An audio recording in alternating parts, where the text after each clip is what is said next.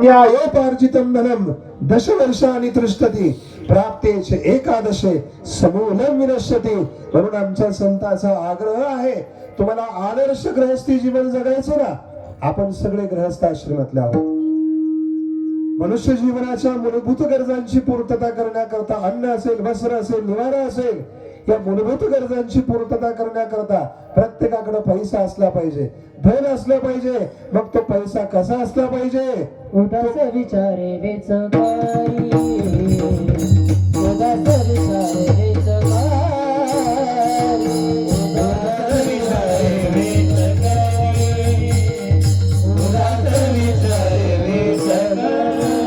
दुनिया धन उत्तम व्यवहार, दुनिया धन उत्तम व्यवहार, उदास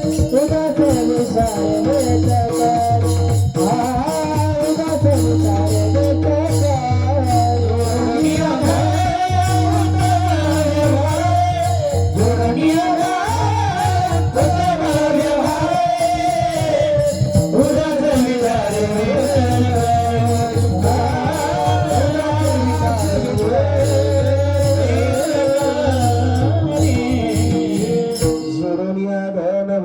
व्यवहारे उदास विचारे वेज करे। जे काही कमवायचे मिळवायचे न्याय योग्य मार्गाने विचारा, मिळवा। तुझे पाटील महाराज छान सांगत असतात, पहा, प्रत्येकाच्या घरी पैशाचा खळखळाट असावा। काय असावा? प्रत्येकाच्या घरी पैशाचा खळखळाट असावा, त्याची त्याला गरज आहे।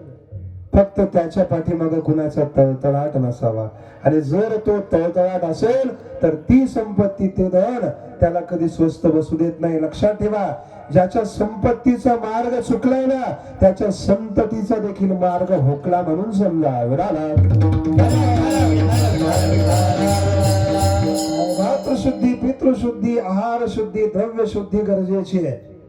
द्रव्य शुद्धी गरजेची आहे। त्याच पद्धतीने मनुष्य जीवनामध्ये आत्मशुद्धी देखील गरजेची आहे। आणि आत्मशुद्धी जर कशाने प्राप्त होत असेल तर ती भगवान नामाने प्राप्त करता येते। ज्ञानोबा गोड वर्णन करतात, ज्ञानदेव म्हणे नाम सता हरी